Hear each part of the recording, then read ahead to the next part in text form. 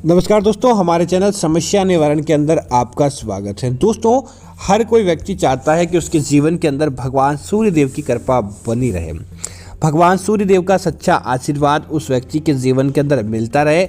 इसीलिए दोस्तों, व्यक्ति सुबह उठता है और भगवान सूर्य देव को जल आदि अर्पित करता है।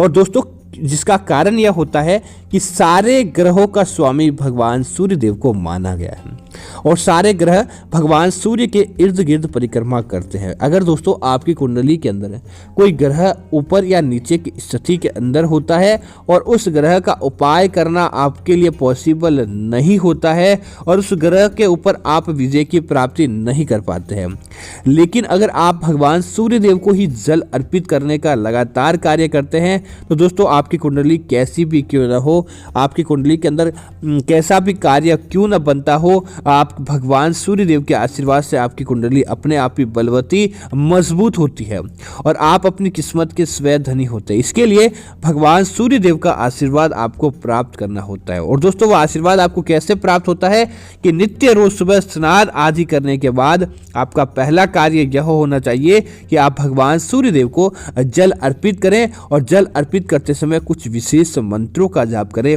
ताकि आपका जल फलित हो जाता है। और अगर आपका वह जल फलित हो जाता है तो दोस्तों आपकी किस्मत अपने आप ही चमकने लगती है। आपकी किस्मत के अंदर कुछ भी लिखा हो या ना लिखा हो, भगवान सूर्य देव के आशीर्वाद से वह सब कुछ प्राप्त होता है जिसकी आपने अपने जीवन के अंदर कल्पना की है और आपने आपके भाग्य को बदलने के लिए सोचा है। इसीलिए इसका विशेष महत्व रहता है। और दोस्तों, आज हम आपको बताने वाले एक विशेष समय के बारे में कि आपको कौन से समय भगवान सूर्य देव को जल अर्पित करना चाहिए ताकि आपको उसका समूचा लाभ प्राप्त हो। तो दोस्तों, वह समय सबसे ज़्यादा अच्छा समय होता है सूर्य उदय होने के तत्पश्चात 2 घंटे तक का जो समय होता है। उस समय तक अगर कोई भक्त जल चढ़ा देता है तो समझ लीजिए, क्योंकि दोस्तों उसे ब्रह्म मुहूर्त कहा जाता है।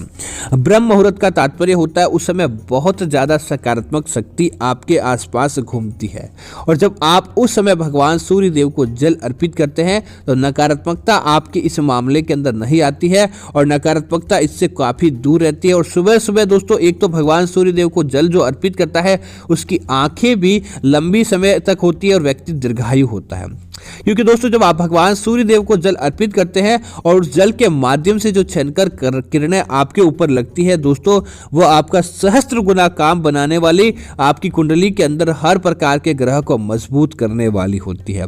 तो दोस्तों, आपको अब कई लोग पूछते हैं कि जल चढ़ाने वाले लोटे के अंदर क्या डालें। वैसे तो दोस्तों आपको सामान्य जल ही अर्पित करना चाहिए। सामान्य जल ही आपको आपके जीवन के अंदर फायदा दिलवा देता है। अगर उसके बाद भी अगर जैसे आपको गुरु ग्रह का मजबूत करना है तो उसके अंदर एक आपको हल्दी की आपको एक चुटकी जरूर डालनी चाहिए। अगर आपको भगवान शनिदेव को प्रसन्न करना है तो सूर्य को जल देने वाले लोटे के अंदर हल्का सा 1-2 दाने काले तिल डालकर आपको चढ़ाना चाहिए। और अगर आपको भगवान सूर्य देव से अपने धन की मनोकामना हो, आप चाहते हैं कि आपके जीवन के अंदर धन की कभी भी कमी न रहे, आपके जीवन के अंदर ऐश्वर्य बना रहे, धन के मामलों के अंदर आपको सदैव बरकत देखने को मिले, तो भगवान सूर्य देव को आपको एक लाल पुष्प, कैसी भी प्रकार का हो, जैसा जरूरी नहीं कि गुलाब का पुष्प हो, एक लाल पुष्प आपको उस लोटे के अंदर डालकर उसकी एक पखुड़ी भी आपको डालकर भगवान सूर्य देव को जल अर्पित करना चाहिए। और जल अर्पित करने के बाद 7 बार आपको परिक्रमा करनी चाहिए। निश्चित तौर पर दोस्तों, कैसा भी क्यों न कार्य हो, आपका वह कार्य बन जाता है।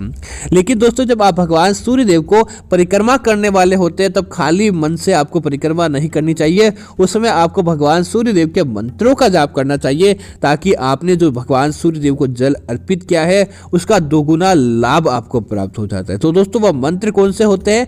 मंत्र दोस्तों, सबसे शक्तिशाली और सबसे पहला मंत्र होता है ओम सूर्याय नमः। बस इस मंत्र का अंदर सारा सार है। उसके बाद भी अगर आप धन लाभ के लिए प्रार्थना करना चाहते हैं, आप चाहते हैं कि आपको धन की प्राप्ति हो, तो दोस्तों दूसरा मंत्र होता है ओम भास्कराय नमः, ओम भास्कराय नमः।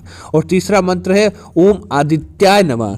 आपको इनमें से किसी भी एक मंत्र का जाप आना चाहिए और कम से कम 11 बार या फिर 7 बार 7 परिक्रमा करते समय जाप करें। निश्चित तौर पर भगवान सूर्य देव का ऐसा आशीर्वाद आपको प्राप्त होता है कि कोई भी शत्रु आपका बाल बांका पक्का नहीं कर पाता है और आपको उस कार्य के अंदर विजय की प्राप्ति होती है। तो दोस्तों मैं उम्मीद करता हूँ कि ये जानकारी आपको अच्छी लगी होगी।